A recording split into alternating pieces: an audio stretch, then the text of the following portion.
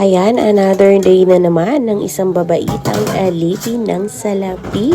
So, ayan, magpapakain ulit tayo ng ating mga alagang aso. Ayan, isa nga palang golden retriever at isang corgi. Sobrang tapang ng corgi, guys. Alam niyo bang nakagat na ako niyan? Kahit dog lover ako, grabe, nakakatroma. Kasi yung mga ganyang aso, sa amo lang talaga nila naniniwala. Kaya siguro wala din tumatagal dito sa aming pinasukan.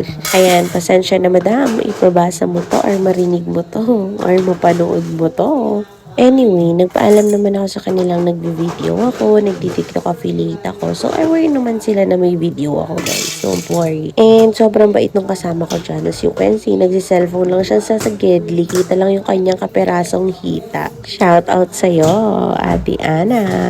So, ayan. Eto naman kasama ko na yun. Sobrang bait niyan, guys. As in, wala akong masabi. Talagang tulungan kami sa gawain. Kapag alam niya na medyo hindi ko kaya, talagang tinutulungan niya ako. Sobrang blessed ko lang din talaga na magkaroon ng kasama na ganyan, 'di ba? Bibihira yan. Yung iba papaligsahan pa kayo. And hindi siya pabibo. Talagang lagi niyang sinasabi sa akin na ayaw niyang mag-aaway kaming dalawa. Siguro, nakikita niyang palaban ang mima niyo.